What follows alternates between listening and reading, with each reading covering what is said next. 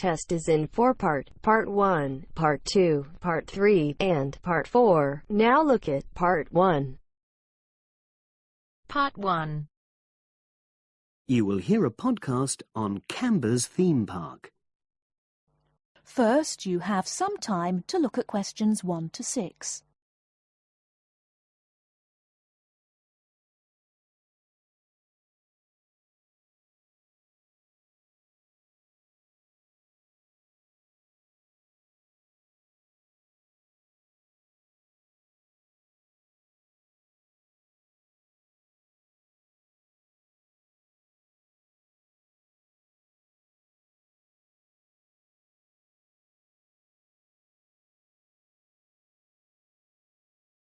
You should answer the questions as you listen, because you will not hear the recording a second time.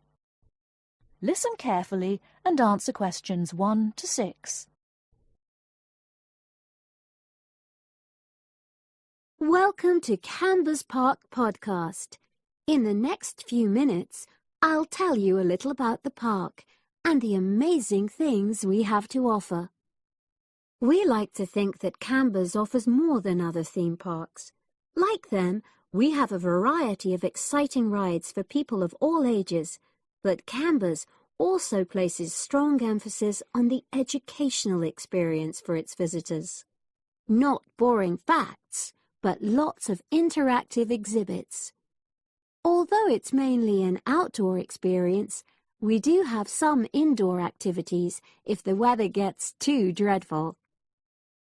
The park's got a lovely, well-established feel, set in 80 acres of beautiful countryside, about 3 miles south of the tourist resort of Dulchester. The park was set up in 1997 by the Canberra family, but then taken over by new owners in 2004, who have maintained the original vision of the Canberras. It has lots of old trees, hundreds of flower beds, and a gorgeous lake. Canberra's has over 45 different rides, exhibits, and arcades. All but one of these is free once you've paid your entrance fee. We charge a small fee for our newest ride to reduce the length of the queues. You don't pay anything for parking. A family ticket for a family of 4 works out at about £8 per person, which is amazing value. Full details of current prices are shown on our website, along with full details of rides, etc., and directions for getting to us. We also have a number of special offers. For example, if you live locally, why not join our Adventurers Club, which entitles you to 50% off ticket prices all year round, and a special lane for all rides and exhibits, which means you don't have to wait to get into any part of the park. See the Offers tab on the website. We've recently added a number of new exhibits to the park, and we're particularly proud of our Future Farm Zone, which houses over 20 different species of animals, from chipmunks to dairy cows. The emphasis is on getting near to the animals. All of them can be petted, and you can buy food for feeding the animals. Many of our younger visitors say that this is the high point of their visit. And speaking of food, don't let the animals have all the fun. We have a total of 7 different catering outlets on the site.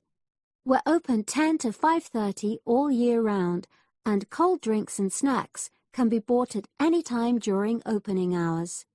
And hot food is available most of the day in the Hungry Horse Cafe from 11 until 5, just half an hour before closing time. Before you hear the rest of the conversation, you have some time to look at questions 7 to 10.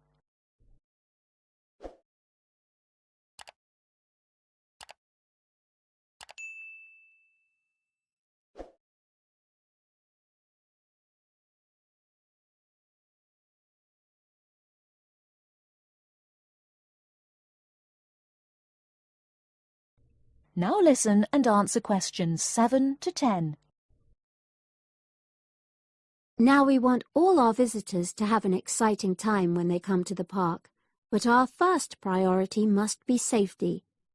Parents and guardians know their children's behavior and capabilities, but here at the park, we have set certain conditions for each of the rides to ensure that all visitors get the maximum enjoyment out of the experience and feel secure at all times. There are 4 major rides at the park. Our newest ride is the River Adventure, which is designed to reproduce the experience of whitewater rafting. No amount of protective clothing would make any difference, so only go on this ride if you're prepared to get wet. Children under 8 can go on this ride, but all under 16s must have an adult with them. Not all of our rides are designed for thrills and spills. Our Jungle Gym roller coaster is a gentler version of the classic Loop-the-Loop, specially created for whole family enjoyment, from the smallest children to elderly grandparents, suitable for all levels of disability and health conditions. Carriages have comfortable seating for up to 8 people with safety belts for each passenger, which must be worn at all times. Sit back and enjoy the scenery. One of the best established and most popular of Canberra's rides is the massive swoop slide. Whiz down the polished vertical slide 9 meters in height and scream to your heart's content. There are no age or height restrictions. Be careful though, you must have on long trousers so you won't get any speed burns. And then there's the famous Zip Go-Kart Stadium with 16 karts, 8 for single drivers and 8 for kids preferring to ride along with mum, dad or carer. Take part in high-speed races in our specially designed Formula One-style karts, but no bumping other karts, please. All riders must be above 1.2 meters because they have to be able to reach the pedals, even in the shared karts. Full details of all safety features are available on our website at www.camberspark.com. So come and make a day of it at Canberra's theme park.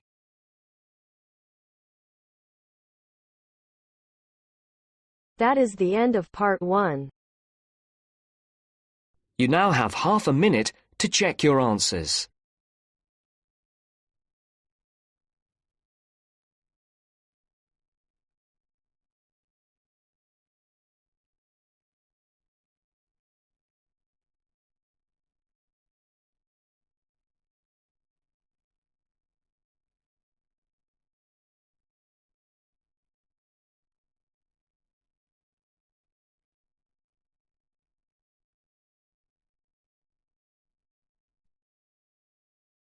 Now turns to part 2. Part 2. You will hear part of an introductory talk to a health club. Listen carefully and answer questions 11 to 15.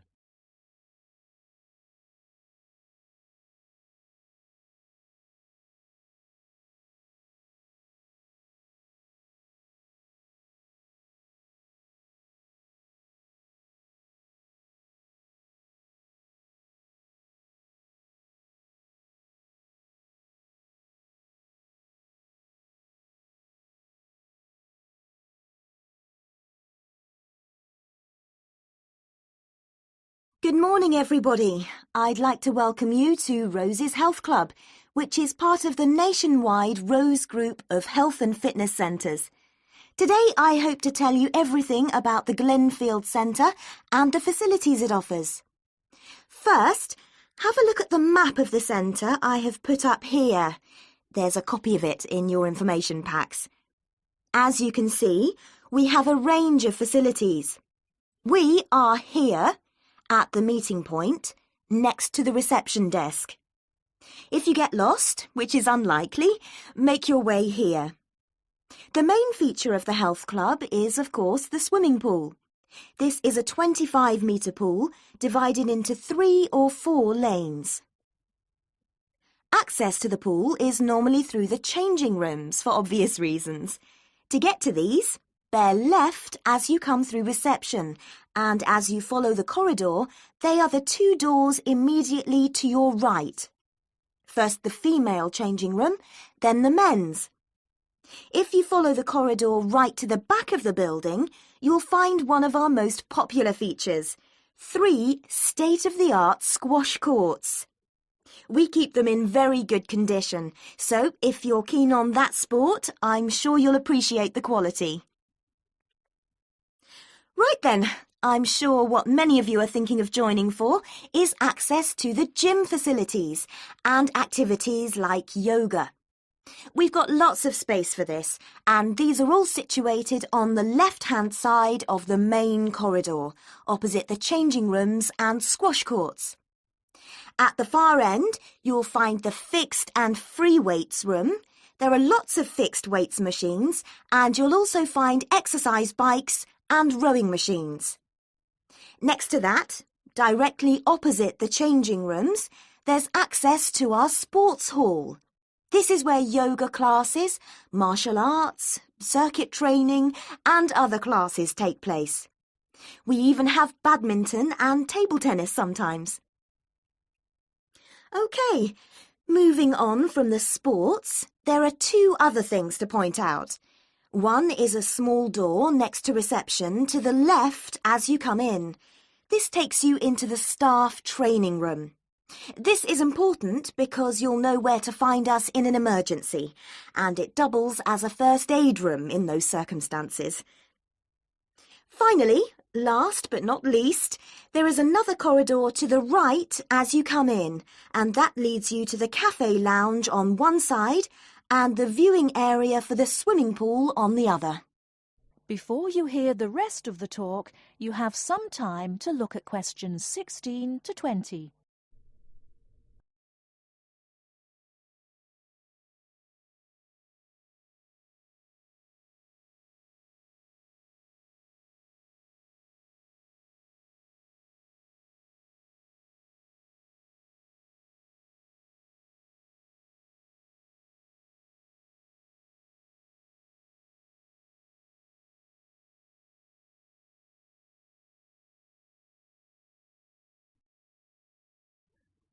Now answer questions 16 to 20. Now, we will go for a little tour in a moment, but first I'd like to tell you a little about the different kinds of club membership we have, so that you can be thinking about what you want as we go round. We first of all have the Anytime membership. Anytime is the complete go-as-you-please membership. This entitles you to full use of all the facilities during all opening hours, and we're open every day from 5 a.m. till midnight. This costs £850 per year, though there are some discounts which I will tell you about in a moment. Don't forget that the Rose Group is a nationwide group, and this membership also entitles you to the full use of the group's other 250 clubs around the country.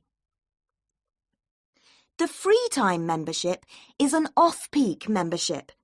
This entitles you to use of the facilities between 10 a.m. in the morning and 3 p.m. in the afternoon. Also, you can use the facilities at any time at weekends. This costs £500. Note that you will still have access to a personal trainer under this membership scheme. Finally, a standard membership costs £400 and is a weekday membership really, especially suitable for retired people who can come during the week. There is also a children's membership scheme. Children can join this scheme if they are between 15 and 18 years old. Please note that children of less than 15 can't come to the club without an adult, and they can't take sessions on the sunbed. Not that young people usually want to use a sunbed anyway. The children's schemes are all half price, that is 50% for each child or young person in the scheme. People who live outside the area can have a discount of up to 50%, but this has to be arranged specially with the general manager. If that is of interest to any of you, let me know and I will fix up an appointment for you. Now, let's go on our tour. That is the end of part 2. You now have half a minute to check your answers.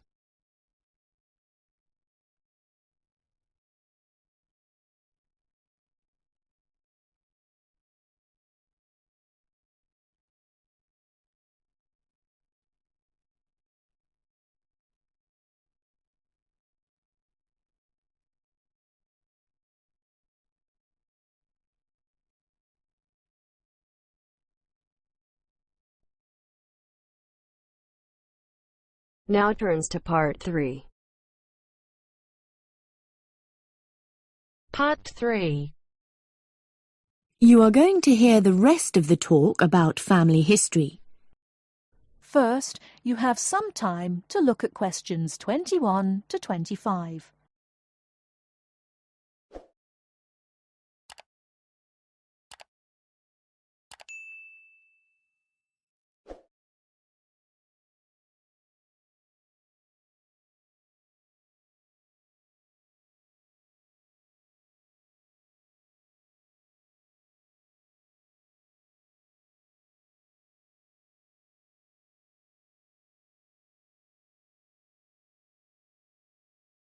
Now listen carefully and answer questions 21 to 25.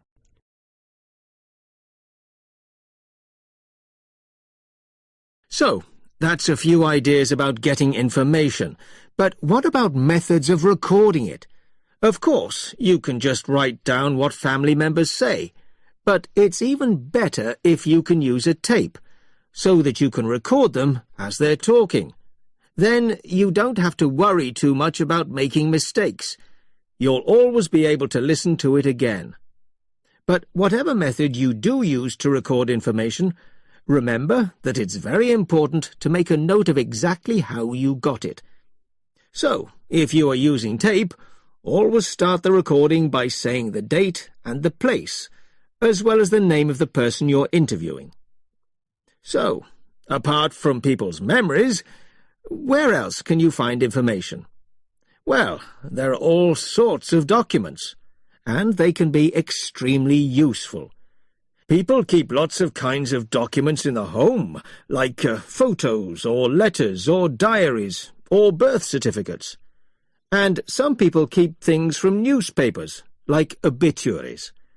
Obituaries are announcements of a person's death, and they usually contain a lot of detail about that individual, like address, occupation, date of death, as well as the names and ages of the widow or widower and the dead person's children.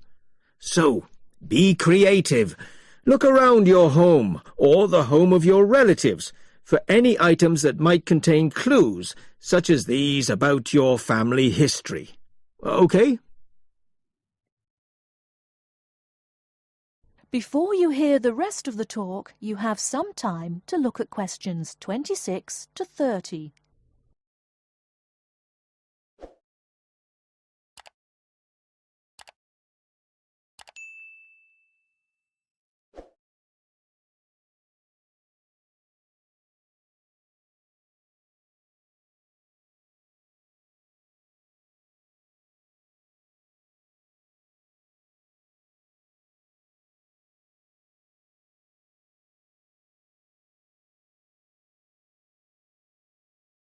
Now listen and answer questions 26 to 30. Now, you'll find that you'll collect a lot of information, so you'll need to record it in an organised way. I'd recommend that you use an ancestor chart, like this one here. Can you all see? Ancestor charts act like maps. They link 4 or 5 generations in a family tree, so they're very convenient, and they don't cost anything. You can get as many as you like. You just download them free from the internet. Then you fill them out as you go along, and for each individual you record all the key information next to their full name. It's very convenient. Now, at this point, I'd just like to give you a couple of tips about filling in the ancestor sheet. First of all, I'd advise you to use pencil, at least until you have definite evidence for the information you're recording. Secondly, as well as recording official names, I mean given names, it's worth writing any nicknames down. You know, these are the short names that people call you when they know you very well. And you can show them by using quotation marks. That's ancestor charts, then. They really do save a lot of work. Now, before I show you how to go about confirming the information you collected... That is the end of part 3. You now have half a minute to check your answers.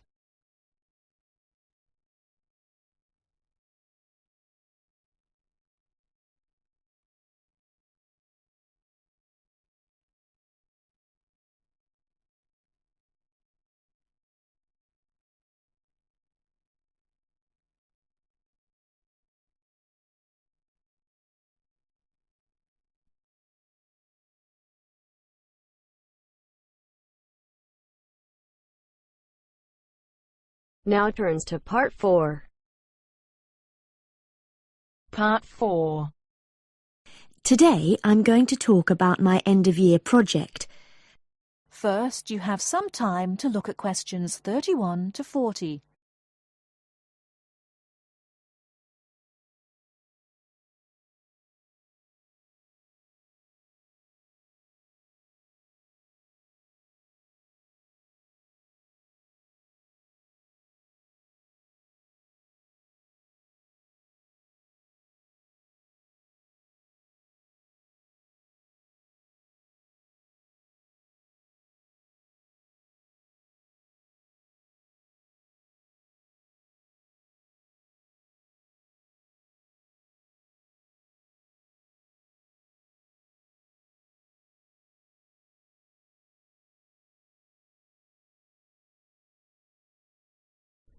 Now, listen carefully and answer questions 31 to 40.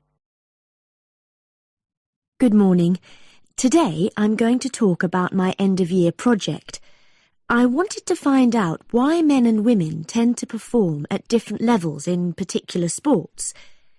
Let me start by explaining why I chose this subject. Now, as some of you may know, I'm an enthusiastic long-distance runner myself, but I have never felt particularly worried about the fact that I usually finish several minutes behind my male counterparts. How it all started was when a first-year student approached me because he'd read an article about why women swimmers never compete successfully with men and wondered if I could look into the issue in regard to running. My tutor confirmed that a lot of interesting research had been done on this issue, and also I knew that whatever I found out was likely to be useful in training programs I run at a local girls' school. So, I started doing some preliminary reading, and what I found out was a mixture of the expected and the unexpected. It didn't come as all that much of a surprise to learn that male runners have more muscle and women more fat, and this accounts for most of the difference in sports performance between men and women. This is normally caused by differences in hormones. A male hormone, testosterone, builds muscle, whereas a female hormone, estrogen, causes fat to accumulate. Of course, this was something that we learnt about very early on in sports science. But then I began reading about the nature of muscle, and this is where I found something that did surprise me. Men and women have exactly the same type of muscle fibers, which means that they are capable of fuel burning at the same rate. I was also reading some very interesting research on differences between the average height of men and women.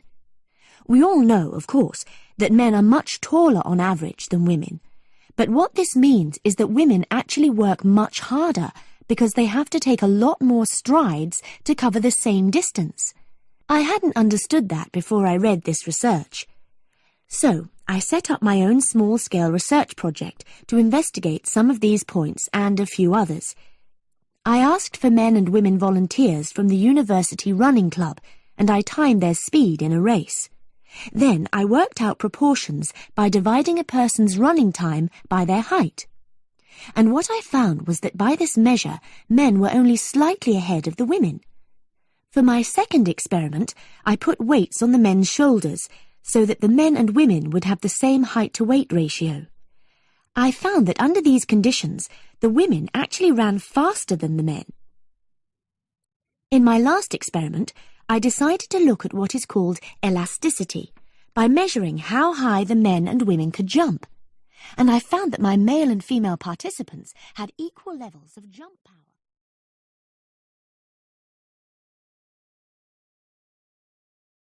That is the end of part 4. You now have half a minute to check your answers.